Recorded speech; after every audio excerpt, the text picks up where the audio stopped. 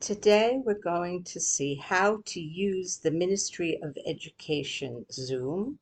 So the first thing you do is you Google Ministry of Education Zoom, or you put in the address edu/il.zoom.us.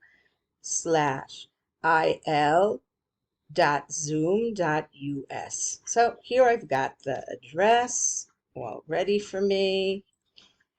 And you have three choices here. If you want, you can join a meeting with your ministry Zoom, but we're going to talk about these two now. The first one is you just make an automatic meeting. So I press the button. Now, I was already signed in, but normally when you first sign in, you will get the Izdaut Achida that you are probably already familiar with. Either you put in your phone number and they will send you a one-time password, or you put in your username and your password. So here we are inside Zoom. Okay, so let's talk about the basic things that you need to know how to do. First of all, let's look at how to get a link to invite your pupils.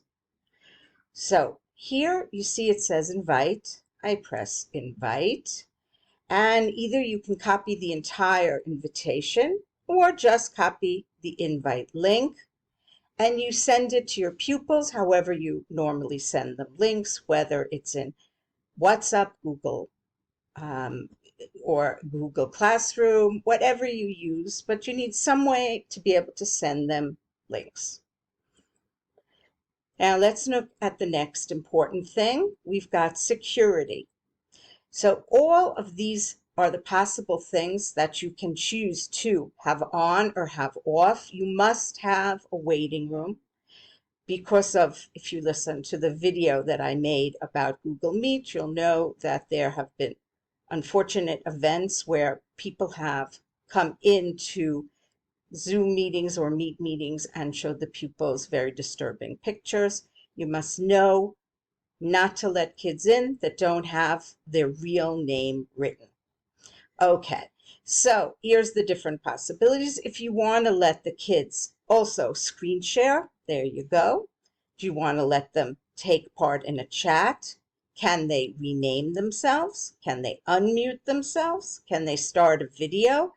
I would probably undo that. Share notes, set meeting timers. I don't see a reason why my people should be able to do that. Okay, so these are the different important security features that you have. Okay, so let's move on. Over here is your chat. And here you can type to all of the pupils a message, or you can choose, if I had someone else in, not just myself, you could send individual messages. The next very important thing is breakout rooms. Now, I would imagine most of you know that it is very difficult to get a kid or kids to listen to speak for 45 minutes, let alone an hour.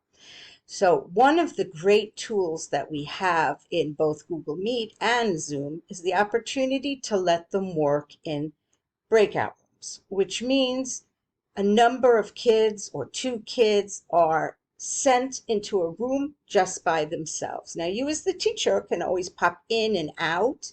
They could raise their virtual hand and ask you to come in and help them. So we've got a number of possibilities. Either, let's say, you see you have 10 kids in the room and you would like them to work in pairs. So if you want to assign automatically, you say 2, 3, 4, 5 groups, and you press on create, and automatically the kids will be sent to groups on a random basis, which has some benefits. It has some disadvantages. So you might also want to do different things, have different options. You can assign the kids manually. You decide 5 groups and which kids do you want to have together. Or you could open breakout rooms without the kids, and the kids can choose which room they want to go to. So when you're ready, you press on create, and either you can assign people to the room. You can also, by the way, rename the room and also add another room if at the last minute you realize that you need. And here you open all of the rooms.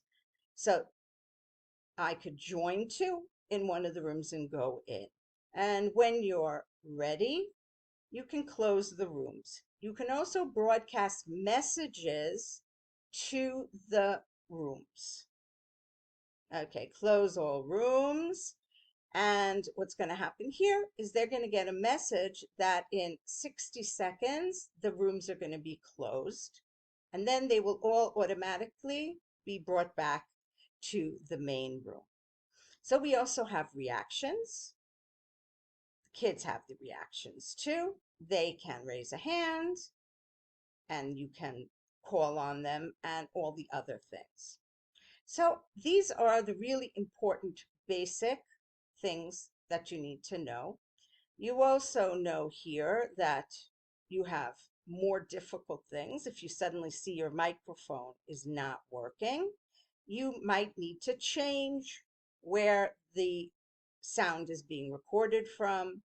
With the video, you also have some very fun things, such as here I'm showing my avatar. I could also choose a different avatar. This is an avatar I made. Doesn't really look that much like me, but it was the closest I could get. Or you can choose any of these very cute ready-made avatars. So like here, I turn into a bunny rabbit. And you can tell your pupils that they can do this as well. And one of the reasons that this can be very helpful is teenagers don't always want their faces on the screen. First of all, for fear of having kids take videos of them and then putting them up on the web. So this way they can hide behind a bunny rabbit or whatever else they want. Okay, so when you're done with your meeting, you can end it right here, end meeting for all. And you can also, if you want, schedule meetings ahead of time with the other option that you see on the sign-in page, but you don't have to. You can just on the spot make a meeting and send the kids the link.